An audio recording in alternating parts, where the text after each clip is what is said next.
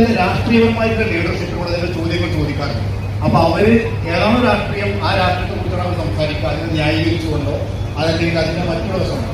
പക്ഷെ ഈ കൊലപാതകത്തിൽ ഉണ്ടാകുന്ന ടൂളുകളായിട്ടുള്ള ക്രിമിനലുകൾ, ഇത് ചെയ്യുന്ന ടൂളുകളാണ് ക്രിമിനലുകൾ. അവരുടെ ഫാമിലിയിലേക്ക് ഒരിക്കലും ഈ പത്രപ്രവർത്തകന്മാരുടെ ബൈക്കുകൾ പോകാറില്ല. കാരണം അവർക്ക് മാതാവ്, പിതാവ്, ഭാര്യ, അനിയത്തി, ജ്യേഷ്ഠത്തി എല്ലാവരും ഉണ്ടാകാം.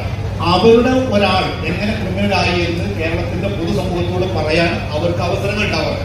അപ്പൊ ഈ നിരന്തരമായ ചർച്ചകളും കാര്യങ്ങളും നടക്കുമ്പോൾ ഒരു ക്രിമിനലായിട്ടുള്ള ഒരാളെ ടൂളായിട്ട് രാഷ്ട്രീയ പാർട്ടി ഉപയോഗിക്കുമ്പോൾ ഞങ്ങളുടെ മക്കള് അല്ലെങ്കിൽ എന്റെ ജ്യേഷ്ഠൻ അല്ലെങ്കിൽ എന്റെ അനിയന് ഇങ്ങനെ ആവാനുള്ള കാരണം ഇന്നതായിരിക്കും എന്ന് പറയുന്ന ഒരു വൈറ്റും എവിടെയും പൊതുസമൂഹം നിൽക്കുന്നില്ല. അതിനുള്ളൊരു മാർഗം എന്താണ്?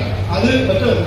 അതൊരാൾ പറഞ്ഞാൽ എന്റെ വീട്ടിൽ ക്രിമിനൽ ഉണ്ടായി എന്റെ ഉമ്മ സമൂഹത്തോട് എന്റെ മകൻ അങ്ങനെ ആയെങ്കിൽ ഞാൻ പേടിക്കുന്നു എന്ന് പറഞ്ഞാൽ പിന്നീട് ഒരു ക്രിമിനലും ഇല്ലാത്ത ഒരു സമൂഹത്തെ വാർത്തെടുക്കാൻ വേണ്ടി നമുക്ക് കഴിയില്ലേ എന്നുള്ളതാണ്.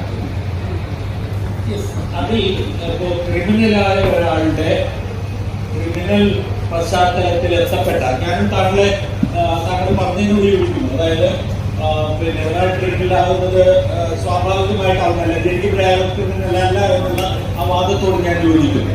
പക്ഷേ നമ്മൾ അങ്ങനെ ഒരു സംഭവം ഉണ്ടാകുന്ന ഘട്ടത്തിൽ നമ്മൾ പോയി ഈ ക്രിമിനലായിട്ടുള്ള അല്ലെങ്കിൽ അതിൽ പ്രതി ചേർക്കപ്പെട്ട ആളുകളുടെ വീടുകളിൽ പോയി അവരോട് സംസാരിക്കാൻ നിന്നാലുണ്ടാകാവുന്ന ഒരു ആരോപണം എന്തായിരിക്കും? ഇപ്പോഴത്തെ സാഹചര്യത്തിൽ നിങ്ങൾ ചിന്തിച്ചു നോക്കണം. ആരെങ്കിലും അതിന് ധൈര്യപ്പെടുമെന്ന് സംശയമില്ല. കാരണം ഇപ്പൊ അത് ഉണ്ടായി കഴിഞ്ഞ ഉടനെ നമ്മൾ അവരുടെ പിന്നെ വീടുകളിൽ പോയി അവരോട് സംസാരിക്കാൻ നിന്നാൽ ഇതാ ക്രിമിനലുകളെ വെളുപ്പിക്കാൻ നിൽക്കുന്നു എന്നാണ് പറയുന്നത്, അല്ലെ? ഉറപ്പായിട്ടും അങ്ങനെ ഒരു ആരോപണം വരും. ക്രിമിനലുകളെ നിങ്ങൾ വെള്ളം പൂശുന്നു. അത് പ്രത്യേകിച്ച് ഇപ്പൊ CPM-ന്റെ ഭാഗത്തുള്ള ആളുകളാണെങ്കിൽ CPM-ന്റെ ക്രിമിനലുകളെ നിങ്ങൾ വെള്ളം പൂശുന്നു എന്ന് പറയും. മറിച്ച് BJP-യുടെ ഭാഗത്തു നിന്നാണ് BJP-യുടെ ക്രിമിനലുകളെ, പിന്നെ കോൺഗ്രസ്, മുസ്ലിം ലീഗ് ഞാൻ എനിക്ക് പറയുന്നില്ല, not directly involve in such. അപ്പോ അതുകൊണ്ട് കൂടിയാണ് ഞാൻ പറയുന്നത്.